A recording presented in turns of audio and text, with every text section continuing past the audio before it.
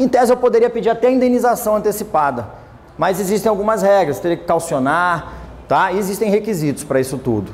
Mas eu quero primeiro que vocês saibam bem a diferença do efeito para a causa, tá? Até aqui tá ok? Se vocês entenderem isso aqui, vocês estão melhores do que muito advogado, até do que alguns juízes por aí. Porque realmente as pessoas às vezes complicam. Claro que eu estou abrindo assim de uma forma muito suave. Eu vou dar agora uma coisa que talvez complique um pouco a cabeça de vocês.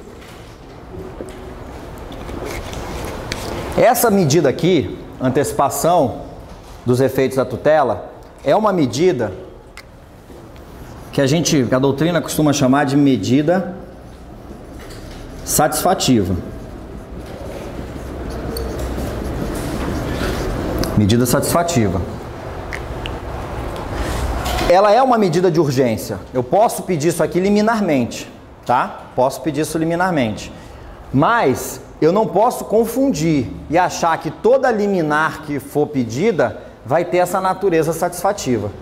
Por que satisfativo? Porque eu estou pedindo antecipadamente o bem da vida que eu quero usufruir, ok? Satisfativa, porque eu estou pedindo antecipadamente o bem da vida que eu quero usufruir. Vamos pegar aqui um outro exemplo. O pai e a mãe estão brigando pela guarda do filho. A guarda está com a mãe, provisória. O pai resolve se mudar para o Japão, pega o filho na escola, ou para passar o fim de semana que fica com ele, compra a passagem, tira visto, aí de repente a mãe recebe um telefonema da agência de viagem dizendo: olha, tá tudo confirmado, o voo do seu marido, do seu filho, tem que se apresentar no aeroporto tantas horas. Ela, o quê? Para onde? Não, tá indo para Tóquio. A passagem aqui. Volta que dia? Não, não tem volta. Bilhete só de ida. O que essa mãe faz? Se fossem vocês têm que correr num advogado. Vocês vão o quê? Para autotutela? Tentar ir atrás do pai, tentar pegar a criança na marra? Se ele está planejando sair com a criança do país, você não vai achar ele, né? Você precisa de um advogado. Esse advogado precisa, com urgência, preparar uma petição, despachar com o juiz de plantão, pegar um mandado, uma liminar, com o mandado de busca e apreensão do menor e sair com o oficial de justiça no seu carro, ou no carro do advogado, correr para o aeroporto para, no horário do voo, o oficial de justiça ir lá, se precisar de polícia, pegar a polícia e grampear, segurar o cara lá, prender o menor e levar. E levar e entregar para a mãe, tá? Esse é o procedimento. Busca e apreensão. Nesse caso, qual é a finalidade dessa medida de urgência, dessa liminar? É a satisfatividade? Eles estão discutindo no processo a guarda, quem vai ter a guarda, tá? Ou a mãe está pedindo uma medida para preservar uma situação de fato que lá, quando vier a sentença da guarda, se essa situação não estiver preservada, a sentença pode não servir para mais nada. Perceberam a diferença? Essa medida tem um ar de cautela, não tem? Não tem um ar cautelar? Eu tenho medida satisfativa e eu tenho medida cautelar. Está dentro da ideia de processo cautelar. Por cautela, senhor juiz, mantenha o menor aqui. Mantenha o menor aqui. Esse exemplo que eu dei, ele até poderia dar alguma divergência aí de uma naturezazinha mista, tá? Mas dá a ideia por alto para vocês. Vou dar outro exemplo. Pega aí um direito de vizinhança.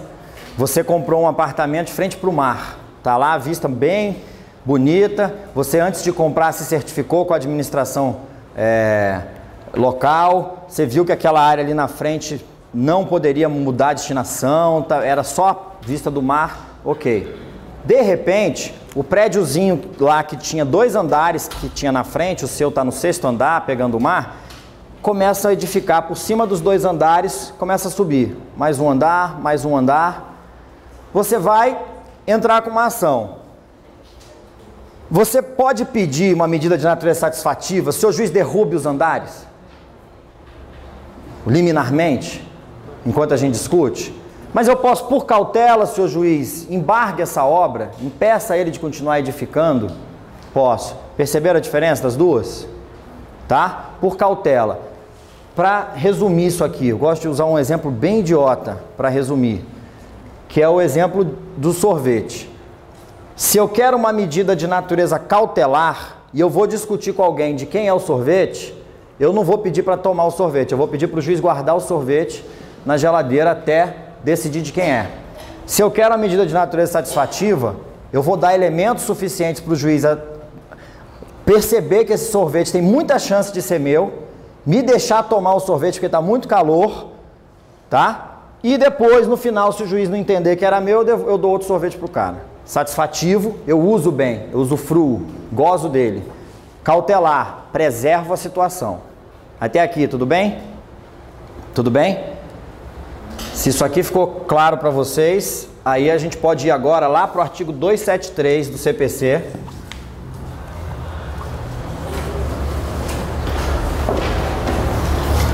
Artigo 273 do CPC. Como é que a gente chegou à conclusão que é o nome certo disso aqui? Antecipação dos efeitos da tutela. Vamos no 273, olha o caput do 273, o que diz aí? O juiz poderá, a requerimento do autor, antecipar total ou parcialmente o quê? Os efeitos da tutela. Perceberam? Mas por que todo mundo fala tutela antecipada ou antecipação de tutela? Primeiro porque é mais fácil. Vocês vão perceber que sem querer eu durante as aulas vou falar. A gente sem querer fala, porque no dia a dia forense pegou. Mas de onde que pegou? Se vocês começarem a olhar aí os parágrafos, olha lá, por exemplo, o parágrafo 6º. Ele diz lá, o que diz o parágrafo 6º? A tutela antecipada poderá ser concedida quando um ou mais pedidos restarem controversos, né? O parágrafo 5º, salvo engano, concedido ou não, antecipação de tutela. Percebe? O próprio legislador, no caput não, no caput o legislador foi preciso, mas na hora dos parágrafos ele não deu tanta atenção para a técnica, tá? E aí é um descuido que você vai focar aí, língua portuguesa uma coisa, antecipação de tutela, tutela antecipada, né? Mas não é, antecipação dos efeitos da tutela, tá? É a mesma coisa, substituição no processo, é a mesma coisa que substituição processual? No português é, na língua portuguesa é, agora no processo, substituição processual é legitimidade extraordinária, né? Substituição no processo, morreu alguém, entra outro no lugar. Então não tem nada a ver, aí a gente tem que tomar cuidado com esses termos. Vamos rabiscar esse artigo aí. O juiz poderá, 273 caput, poderá. Esse poderá deve ser lido como, não como faculdade, mas como um dever, desde que presentes os requisitos, tá? Desde que presentes os requisitos, o juiz tem que conceder. Por quê? Porque o juiz pode ter dois casos muito parecidos para julgar e não pode ficar na mão dele, no juízo íntimo dele, para esse aqui eu concedo, para esse daqui não, tá? Então, isso aqui é como uma medida de natureza cautelar. Se os requisitos estiverem presentes, o juiz tem que conceder. Se ele não conceder, recorre. Porque o tribunal, percebendo a presença dos requisitos, vai conceder. Tanto que, quando o juiz deixa de conceder, qual é o fundamento? A falta de um dos requisitos. Ele sempre vai dizer, não vislumbro a presença disso ou daquilo, tá? Isso já foi muito discutido, esse poder como faculdade. Nessa medida, não. Não, a pergunta dele é muito boa. Ó. Se cumpridos os requisitos e a parte não solicitou, se ele pode conceder de ofício. As medidas de natureza cautelar, essas aqui, podem ser concedidas. Vocês vão estudar isso no 8º semestre, porque existe uma figura jurídica chamada poder geral de cautela, que está lá no artigo 798, 799 do Código de Processo Civil. Se vocês quiserem dar uma olhada lá, diz mais ou menos assim. O Código, um pouquinho antes, vem trazendo uma série de procedimentos cautelares, tá? Procedimentos cautelares específicos. Aí,